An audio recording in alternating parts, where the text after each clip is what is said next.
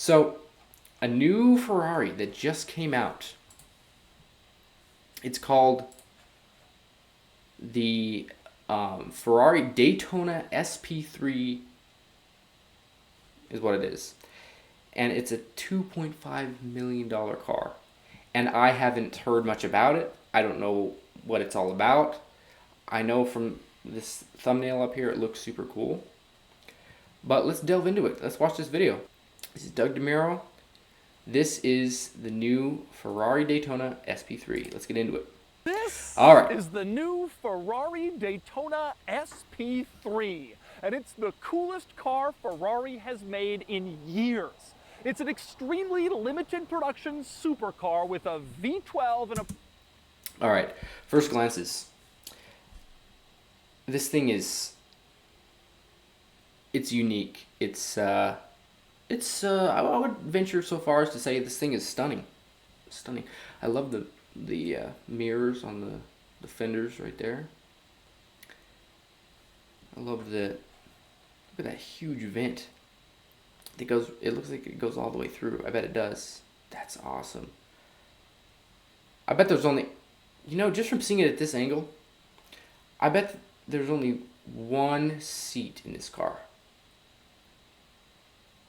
Because look how small it is. I wouldn't bet that much money because, look at the Ford GT.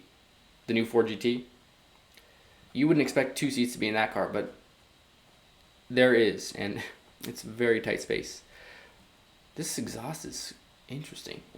All right, let's keep going. A price tag deep into the millions. And today, I'm going to review the Daytona SP3 All right. and show you all of its quirks and features.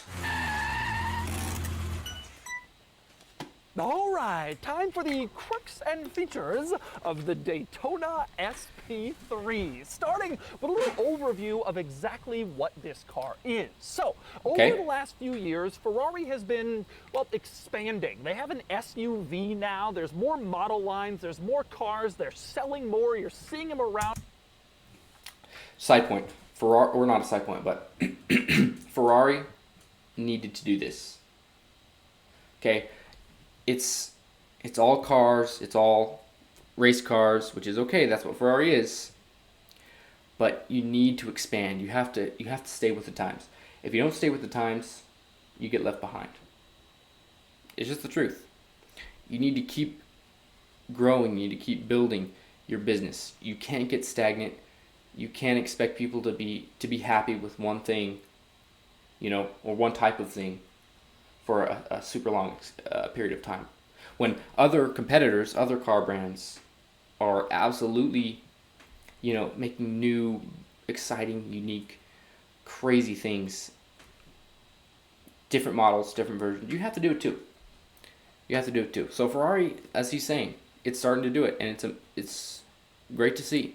More frequently, and I think there's been some concern that the specialness of the Ferrari brand might start to decrease. So, to remedy that, Ferrari has come out with a series of very special projects. Low production, ultra rare, ultra expensive, exclusive cars called the Icona series, for icon in Italian. Now, the first one was the Monza SP1 and SP2.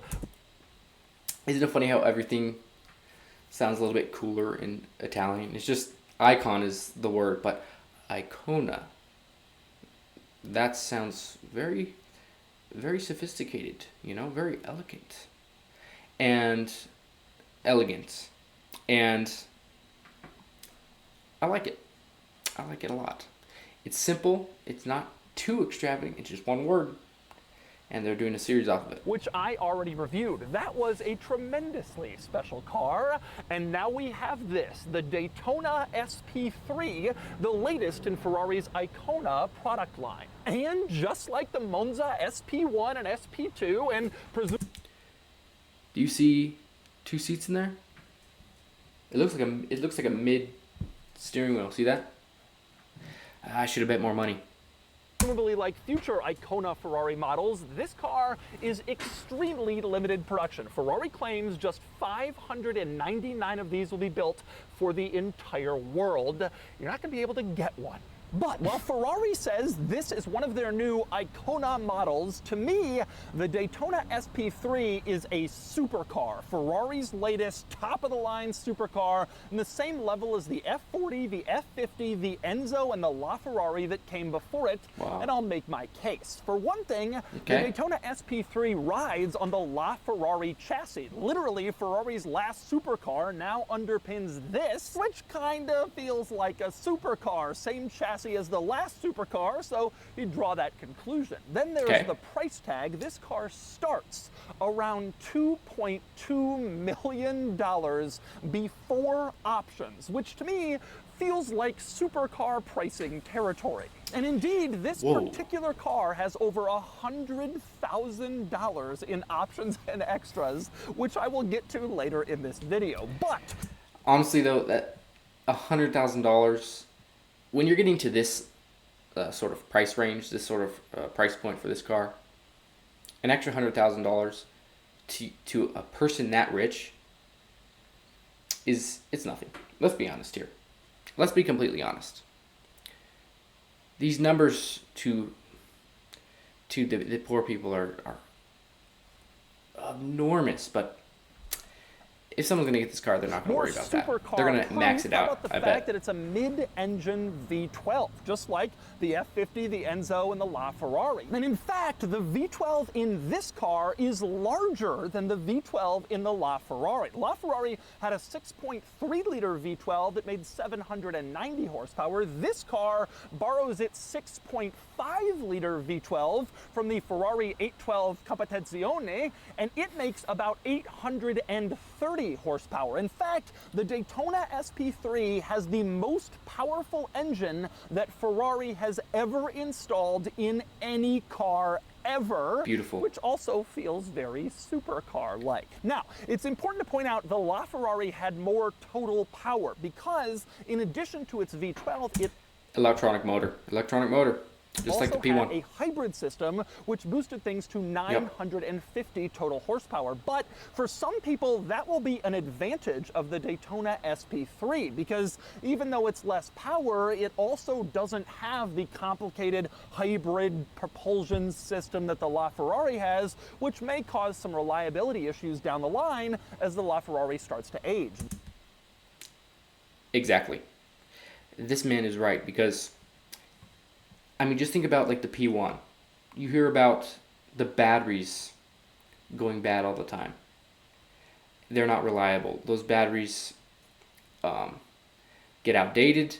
The cars, they don't drive them that much, so they sit for a long time. Yeah, you can have chargers on them, battery chargers, but really, the batteries, that whole electronic engine situation, I'm not a huge fan. Because there's just so much that could go wrong. It is very complicated. So, I mean, that's just me. This car is just a straight-up, naturally aspirated V12 with no hybrid stuff. And in fact, this is purportedly the last V12-powered Ferrari they're going to make. It's hard to believe, but in this age of electrification, smaller engines, emission constraints, apparently this V12 is going away, and this car will be the end of the line. Not just a naturally aspirated V12, but apparently the last. And on the subject of the Daytona SP3's supercars, I feel like certain car brands have said that quite a bit, though. You know what I'm saying? Like Lamborghini, this is the last V12. This is the last. You better get them in. Better get your tickets, because they're not coming back. I mean, it could be a sales tactic. It could be. I'm just saying. Just putting a little thing out there. Maybe not. I hope not. Man, these engines, just keep building it, man. They're beautiful. They're amazing works of art. They will never get old. People love these cars. People will always buy them. Status, it's all These stinking rules, these emissions rules and stuff. so incredibly fast. 0 to 60 comes in 2.8 seconds, which is unbelievably quick. Not all that surprising considering it's a dual clutch 7-speed automatic transmission, so lightning quick shifts, but that acceleration time is All right, I was wrong. Look at that. 2 seats. 2 seats. I bet there's not that much space though. But I was wrong. I said there was one and there's not one. So, especially impressive because a man has to admit when he's wrong. this car is rear-wheel drive, not all-wheel drive like so many Oh, other really? modern powerful supercars. Wow. This is a naturally aspirated V12 and rear-wheel drive. It feels like an old-school Ferrari supercar. And that's especially true when you look at it, because the design is intended to mimic old-school Ferrari supercars. Now, Ferrari says there are design elements. I mean, I don't really see it. What old supercar does this, what old Ferrari does this look like? Like old Ferrari. It's too sleek. There's too much stuff going on. I mean, maybe those fins right there, you know, but I don't really see it. From various models in its past in the Daytona SP3. But to me, it most clearly resembles the famous P4 race car, a low-slung, mid-engine crazy thing that raced in the late 1960s. This is sort of a modern reinterpretation. If you stretch it a little bit, yes. Yes, I can see it. Reimagination of the famous Sort of. P4, and you can see the design elements in a lot of places, like the tightened waistline in the middle of this car and the rising front fenders similar to the P4, but most importantly, the wraparound windshield situation. Window line and windshield all wraps around, putting the driver in a real bubble-style that's so cockpit, cool. just like the P4. It's the modern reimagination of that car. Now, on the subject of the Daytona SP3's design, I must say this car has been a bit controversial. It's certainly striking, but some people love it and some people hate it. I personally am in the love it camp. I think this is a absolutely gorgeous design and a beautiful car. Incredibly Yes, I just have to say, from what I've seen so far, it's beautiful. I want to hear it though. I want to see it in action, but it looks so gorgeous. And you know, there's always going to be people that say things, compare it to other Ferraris. They don't like it that much. You know, I just talked about that with the new Countach, the Lamborghini Countach. Same thing's happening. Some people, they're just like, oh, it's not that good. You know, I don't like it. The other Countach is way cooler. The old one's better. Yeah, so it might be better, but that doesn't really make the new car bad. striking, unbelievably head-turning, but the lines, the surfaces, the curves, it's amazing to me. I think Ferrari's design has generally not gone in the best direction since they parted ways with Pininfarina more than 10 years ago, but this car brings it back. It's beautiful in my eyes, completely crazy, concept car-like. I think it's tremendously special. And in my mind, this is the most beautiful Ferrari they've released since the 458 first came out almost 15 years ago. It is a great design. So, moving on from the car. Okay, just gonna add to what he was saying there. I think this car looks a lot better than the LaFerrari. I just do. There's something about the LaFerrari, like it's beautiful. Don't get me wrong, but it's not super proportionate. You know what I mean? Like the front of it and the back of it. If you look at it from the side, there's just something I don't like about it. Something that's off. I think he's right in saying this is probably, from what I can see, I can't think of any other car that's any other Ferrari that's more beautiful than it in recent years. Overview and the design overview. I could be Let's wrong, talk obviously. Quirks and features, starting with the key, which is this. You're thinking this is just a Ferrari logo, but it is the key. You flip That's it awesome. over and you can see a leather pad with some buttons on it. Really That's just so button cool. pads, one for lock and one for unlock. And then at the bottom it says Daytona SP3. This is a new way of Ferrari doing keys. The Ferrari logo on one side and then this leather button pad on the other. Very classy, very beautiful. Although you'll notice it doesn't have a hoop for you to stick it on your keychain, and that's because this is a Ferrari. It doesn't belong on the same keychain as other boring don't have it cars. scratching it up, baby. This is special. You know, yeah, heck yeah. Next, you go to get $3 in million? the car. You can see Better the be. door is absolutely bizarre in its design. The door handle is down here. You got to reach all I the see it. way down here. You put your hand in here, lift up, and then the door comes up Just like a keeps going. supercar door should.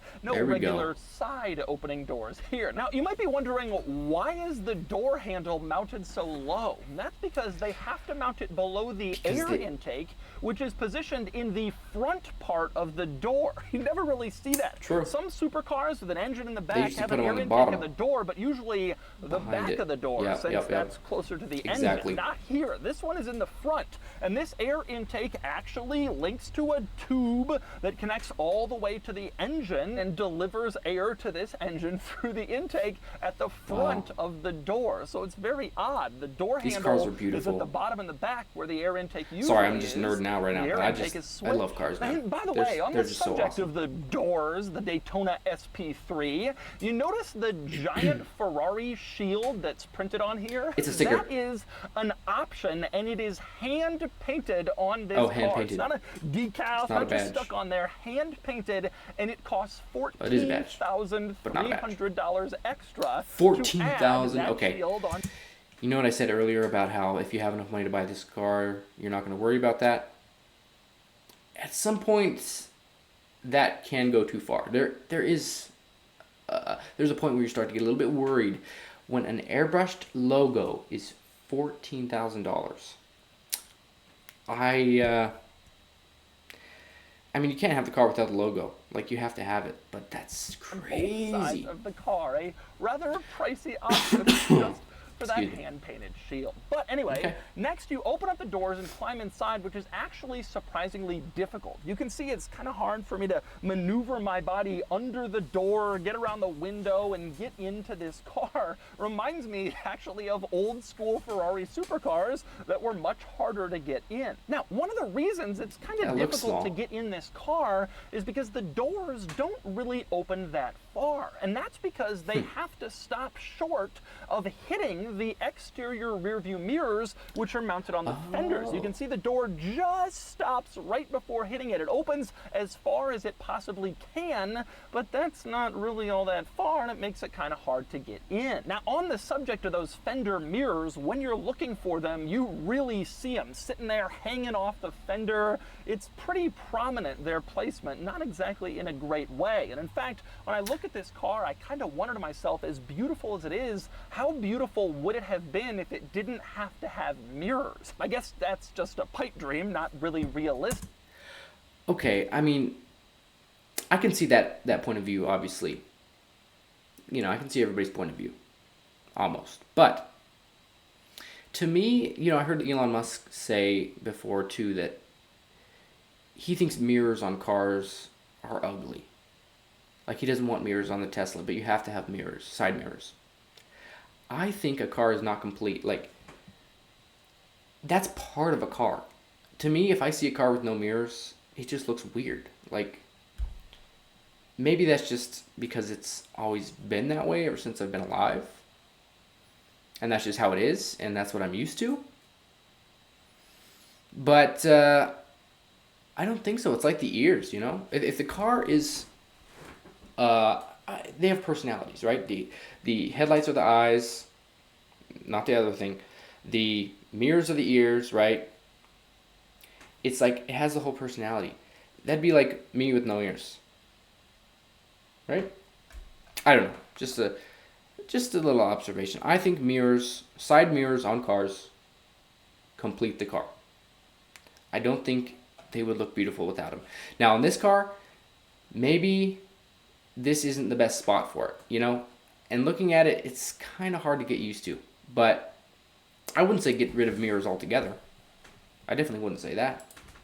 But it's a shame they're so prominently stuck onto the fenders like that. But anyway, next up, moving past the doors, the fender, the mirror situation, and coming inside this car, the first thing you notice is this is a serious, purpose-built sports car. And your first indication is the seats, which are fixed in place. Wow. They don't move forward, backward, backrest. It's all fixed.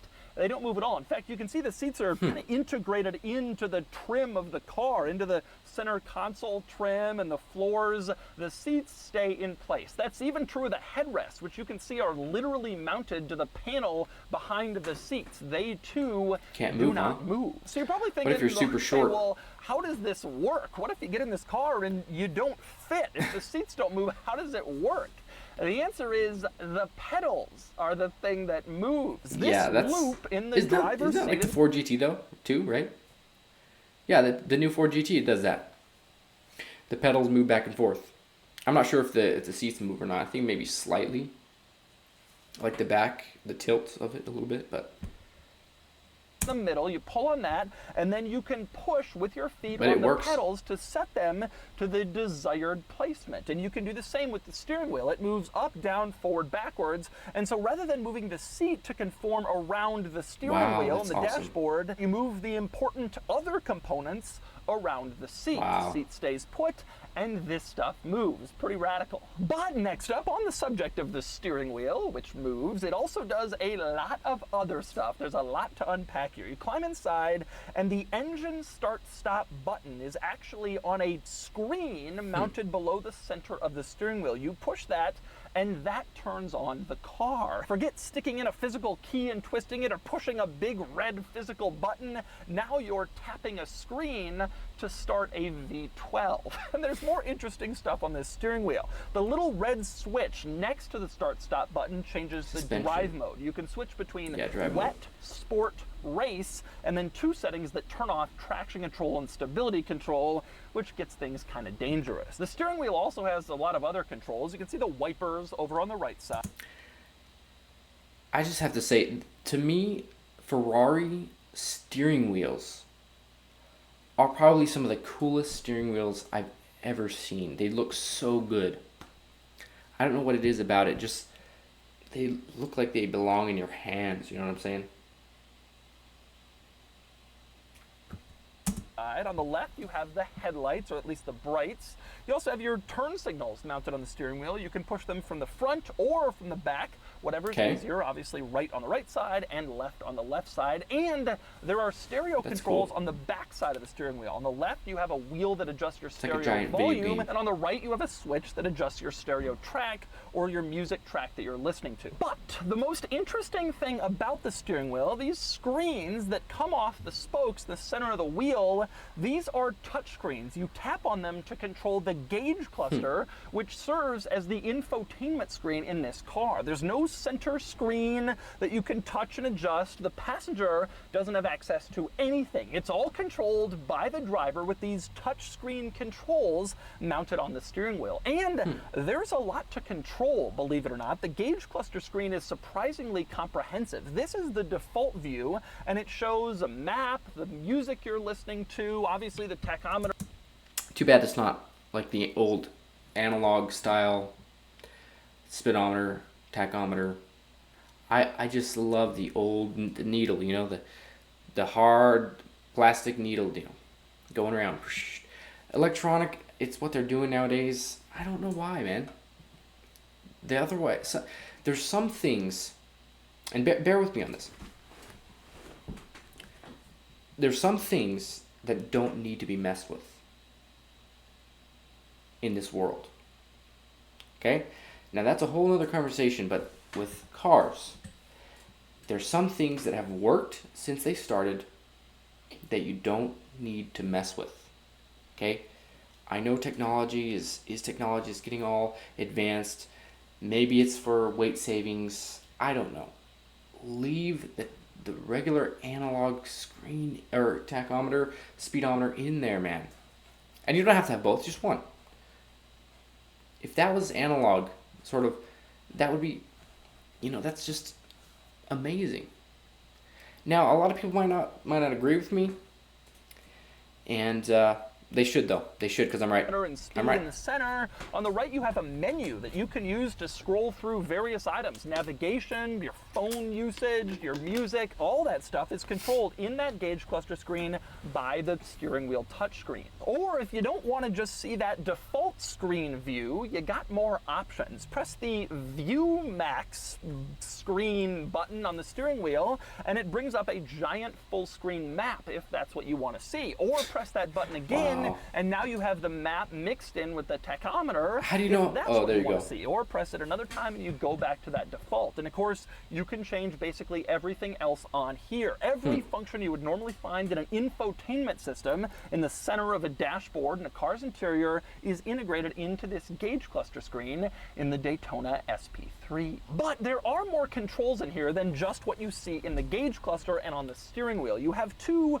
center touch button screens that let you adjust some more stuff. One of them is the climate controls. You can see change airspeed here, turn on the window defroster, change the temperature. If you do that, the readouts are in the driver gauge cluster screen, so you can't really see what you're adjusting, but that control is here in the center. You also have another panel to the left of that, which has a few other controls. Specifically, this is where your lights are. You can adjust them here. It's also your axle lifter. If you press this, the car will lift up, obviously for a little bit more ground clearance, for steep driveway angles. But to me, the most interesting item in this little button touchscreen is the mirror adjustments. You press on the little mirror, and then you're thinking, where do I adjust? The answer is in the driver gauge cluster screen using the touchscreen pad on the steering wheel. You can see I adjust left, right, up, down with that little touchscreen pad when I'm in the mirror menu, and take a look at the mirror. It's actually adjusting corresponding to where I'm swiping my finger on the steering wheel. It feels very modern and futuristic in this car. Man, next up on the subject of mirrors in this car, an interesting item is the rear view mirror in the interior. You can see it's a camera with a screen showing what's behind you. That's not all that unusual. A lot of cars are switching to camera screen rear view mirrors. The funny part is what happens when you flip the switch in the center. In most cars, that changes it from a camera to a regular mirror. But here, it has no effect. Flipping the switch doesn't actually do anything at all. And that's because the Daytona SP3 doesn't have a rear window. You can see behind you, none at all. So the supplier who makes these rear view mirror cameras has the one with the switch in the center to flip it, but Ferrari probably told them, we don't want that to be active because there's no point in having a mirror in this car. So you can switch between screen and screen. Rear window. Also in the vicinity of this rear view mirror, a couple of controls up here. For one, some lighting controls. You tap on these circles or half circles to turn on some interior lights in here. And you also have a control up here for the door locks to lock or unlock the doors while you're driving in the car. That's always so cool, right? The other interesting item up at the top of this cabin is the button. roof, which comes off. Feels like you're in a helicopter. You can remove it. It's a Targa or whatever it is. The Daytona SP3. To take it off, you unlock these 4 locks at each corner of the roof from the inside of the car. You can see, just flip each of them, and then you pull the roof right off, and then you have open air motoring in your Daytona SP3, and you can listen to the howl of your V12 behind you, which is pretty cool. But anyway, next up, moving back inside, focusing on the rest of this interior, in the center below the climate controls, if you look down in there, you have USB ports, 2 of them in this car, USB-A's, where you can charge or plug in your devices. Further down in the center console, you have a button for your hazard lights, as you can see. Let me just say, what the heck happened in this car? Somebody eating some Taco Bell or something? Look at all these crumbs all over the place, dude. You know? I mean, it's probably hard to keep clean. It is really dark colors. That always is hard, but oh, that might be skin flakes, you know? Some old guy driving this car. Standard. And switches for your windows here. Of course, these are pretty standard, left and right. You can move them up or down, corresponds to the window. They look like high quality. No big surprise there. The most interesting thing in this center console is this other group of switches. 3 switches here laid out to resemble an old school gated manual shifter in a Ferrari. You've seen retro exterior design in a lot of cars before. Well, here's a retro interior group of switches intended to mimic a gated shifter like old school Ferraris would have. Of That's course, awesome. this thing, the manual transmission, is long gone, but you can still recall the look with these switches. So what are they? Nice. The Very one on nice. the left, you push it down. You know, that switches just the warms car my heart. into reverse. The one in the center, you push it up for automatic mode, or pull it Automatic. down for manual mode if you want to do your own shifting. Very nice, very and the nice. one up on the right is PS, which stands for Power Start, essentially Ferrari's version of launch control. So Oh, a couple of interesting. adjustments in here I should have with known a that. retro gated shifter look. Nice. The last interesting thing in this car is This car's cool. climbing out of it. Although before I get to that, let's talk door panel, which is interesting because there's no storage. That's not a huge surprise since the doors Okay. go up. If you had storage in You there, know, that's so surprising. There's no storage in this supercar slash hypercar. Yeah, there's no place to put your suitcase, your air mattress, your I don't know, your little trailer with all your moving items. No place to hitch your car dolly up to. No, I'm just kidding. thing But you put in the door panel will just roll around and fall out. But the interesting thing is there's no But I'm not storage surprised. I mean- anywhere in this car. You don't have a glove box like you do in most Okay. cars. You don't even have center console storage where you can stick stuff, except for this little indentation in the middle, which is the only storage you get. I mean, And there it's better be a sized cup that slot. way so that it can fit the key. You A can cup put it there holder. while you're driving. Other than that, you don't get any storage or practicality in this car. Okay, so Even there's not. as exotic supercars go, this one is unusually impractical. But anyway, getting out, to open the door, you press this button, the car with the door open. You push that, and the door electronically releases, and then you manually push it open the rest of the way, and you can climb out. In case your electronic release fails, there is a manual release right here. I guess you would just pull hard on this, and it would unlatch the door, and you would climb out without having to push the button. Now, also worth pointing out with the door, if you get inside the car and you want to close the door, you pull on this loop. This is like the door handle. It's Alcantara and stitched, but it is very strong. You pull on that to get the door closed. On the driver's door, you Saves also weight have too, two buttons obviously. in the door panel. One of them, obviously for fuel, you push that and it opens up the fuel door, which is located on the driver's side, just behind the passenger compartment. Beautiful. The other one opens up the front trunk. Push that and it pops open. But before you get excited about the front trunk, see, look at that right there. See that angle? That view looks like an Enzo, doesn't it? Just that right there with that middle stripe. That looks like an Enzo to me. I was like, oh, he's looking at an Enzo all of a sudden. No, I'm just kidding, but doesn't. adding some doesn't. practicality to an otherwise laughably impractical car, just know that, well, it doesn't. You open the front trunk and you can see there's no real storage space in here. There's some, but not really all that much, although just enough for two personalized Daytona SP3 zippered bags. So you're thinking, There you go. what is in there? The larger one in back contains Golf the clubs. soft top. So if you've Oh, removed the soft roof top. and now you're Huh. out driving around somewhere, the roof's back at home, it starts raining, you can stick on a soft top that'll keep you from getting wet.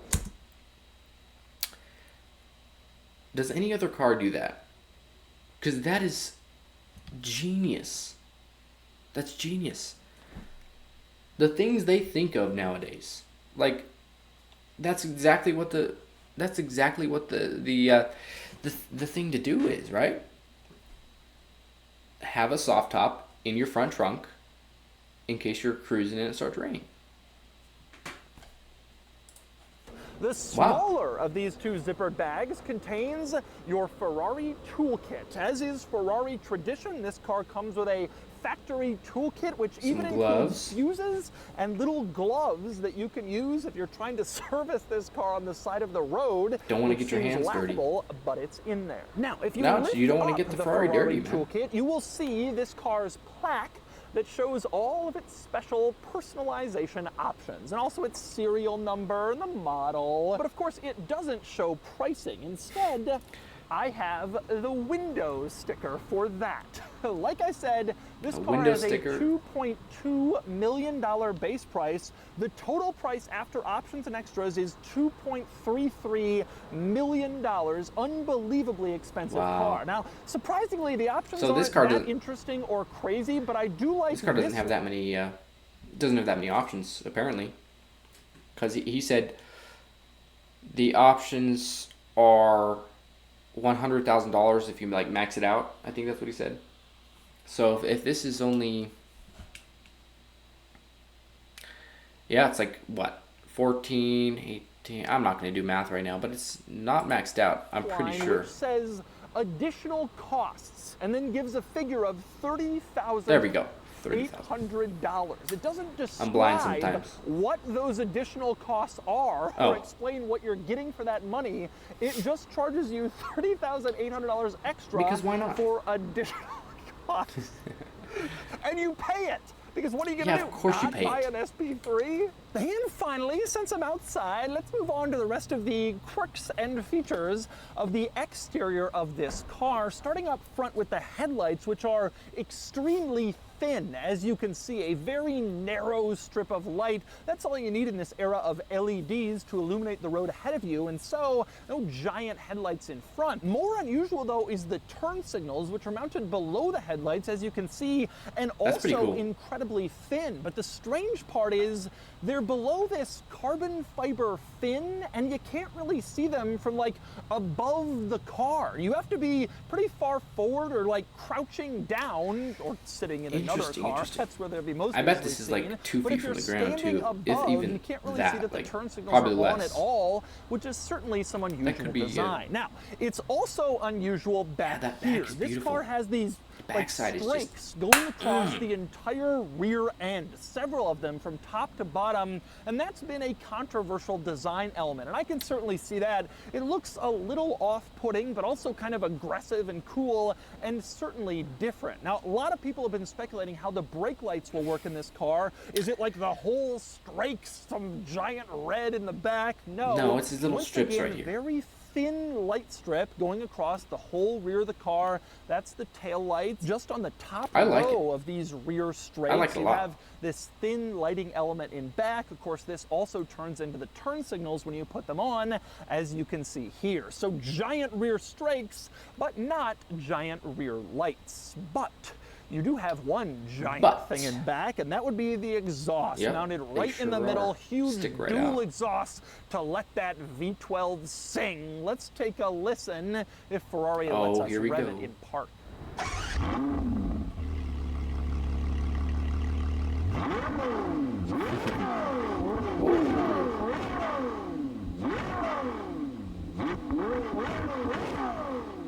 Wow. Ah, Beautiful. V12 Ferrari. Brrr.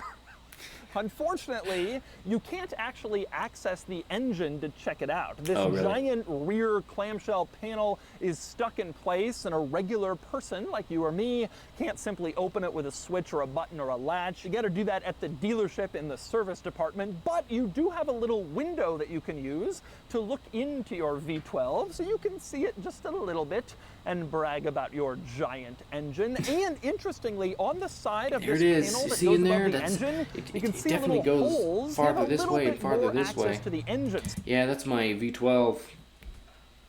Anyways, So you can see in there, and of It's course, beautiful. this is for heat dissipation, so the engine can give off heat and cool down a little bit. But a little bit of engine access, not a lot. All right, driving the SP3. all right, he's driving it. That's Just crazy, one of the dude. coolest How do you damn get to do cars this? that exists I wanna do today. this. This is so How do I get to exciting do for me. this? I love the LaFerrari. I think that's an amazing car, but That's to me, amazing. This is cooler. It may not be a Ferrari he likes supercar it. in Ferrari's eyes. He likes it better than the LaFerrari. Is that what he just said? But in my eyes, you get an even more powerful V12 without the hybrid stuff. It's incredibly fast. It looks insane. Production is even less than LaFerrari. This is a really, really special car. Now, getting inside, one of the first things I notice is I don't fit all that well in here. My knees are right up against the lower part of the dashboard. under the steering wheel. It is tight in here. My head is right up against the ceiling if I sit up. Not surprised, man. Tight in Not here. very And surprised. the cool thing about that is that's also kind of a throwback to old school Ferraris. You almost have a sense Well, there you go. of like nostalgia. I've driven so many older 70s and 80s Ferraris, and it's always like this. It's always like difficult to climb inside and fold yourself in and then sit here and there's never enough room. But Ferraris over the years have become soft and easy to get inside. Not this car, no. Okay, so what's it like to drive? Well, I gotta say, first thing, looking at myself in like the reflections in windows is so cool. This car, as amazing as it is in photos, it's even more amazing in person, and it's even more amazing when you see it in motion in those windows. Awesome. It is just so damn cool. Now, I can't really push this like crazy. Obviously, this is a customer car, and as much as I would love to take it on the track, I don't think I'm doing that in a $2.5 million one of... Imagine you were a customer gonna buy one of these cars, and you see this video of someone driving it on the street, and they're absolutely hammering it. So good for him, he's respecting it. And he is Doug DeMuro, so obviously he's well known. Like, actually, people would probably like it that he reviewed their car. This one is the one that he reviewed. So it could work both ways. 600 Ferrari, but this is a very cool experience. Now, when I drove the SP1, which was the other Icona car that I drove, that was an amazing thing. And the coolest part about that was like sitting in it and just having this full world view around you, which was really, really, really neat. This car feels like more like a car. Like, it's obviously insane and it's tight in here and you have kind of this cool wraparound windshield, but it's not quite as different from like a regular Ferrari, an SF90, something like that. Now, earlier I said that in my mind, Ferrari has started to lose a little of its specialness, which is one of the reasons why they've started to come out with these Icona cars. And I think that that's really true. And cars like this really do help bring back that special feel. Like, beautiful. This thing Very nice. just seems Good. insane. And obviously it's massively fast and exciting and insane. Wow, shifts are just really, really fast. The unusual part is just the sheer amount of torque and power, just sheer power you have under your right foot. Like, you can just, I mean, I'm in fourth gear cruising along here, and I mean, you could be driving with your left foot. Just saying. He's assuming things there, but you know what though? You'd probably be on the high alert if you were driving this car. Like, I can imagine how nervous you would be driving this car or any of the other cars that are more expensive than it. Like, you know what I'm saying? even that. Gotta be careful. Oh, man, this thing is just fast. Fast.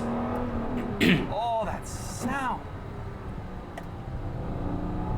He loves it.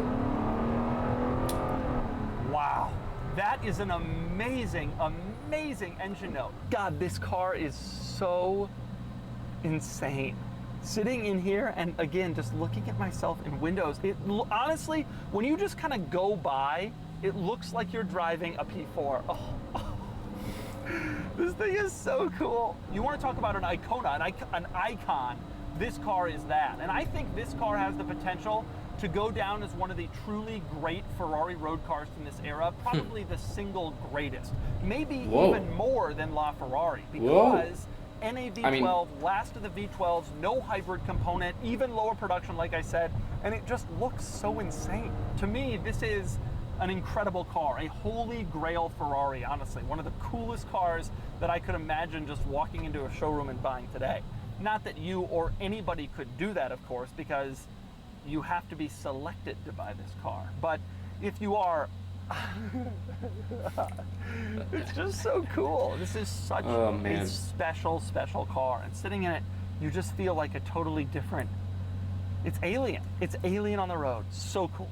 And so That's the Ferrari Daytona Nice. SP3. Man, I really enjoyed that. This is the coolest car that Ferrari has made in years. I think it's beautiful, and it's my favorite modern Ferrari. And in my mind, it's on the level of great Ferrari supercars like the F50, the Enzo, the LaFerrari, the SP3 Daytona. This is a tremendously special car, and now it's time to give the Daytona a Doug score.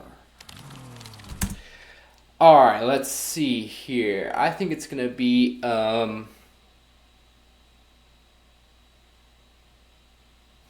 overall. I think it's gonna be an 8.5. And the Doug score is here, 73 out of 100, which puts the SP3 here against rivals He does the 100. basically above them so all. stupid right This now. car is special. I want to be clear here. Every Ferrari is special. But this car is really special. Really Ferrari special. isn't calling this one of its supercars, the F40, F50 Enzo LaFerrari set, but it is one. It's on the LaFerrari chassis, it's rarer than the LaFerrari, and it doesn't have the stupid hybrid stuff. The Daytona SP3 is one of those once-in-a-generation Ferraris that will be loved and adored for decades to come, and I'm thrilled I had the chance to check it out. It's also the very first car to ever get a perfect 50 in the weekend categories. It deserves it. This is the best Ferrari since the F50. Wow. Guys, that is a cool car. I have to agree with them. I think it is cooler than the LaFerrari. Don't fight me on that one, but I mean you can if you want. I just think it looks better in my opinion. The mirrors is the only thing that's kind of not that cool, but other than that, the car's amazing. I mean, the inside's not that flashy or anything, but it doesn't have to be. You know, it's raw. It's a fast hypercar. It's meant to be like that. So nice video here by Mr. Doug. Good job, man. As usual. This man is a legend.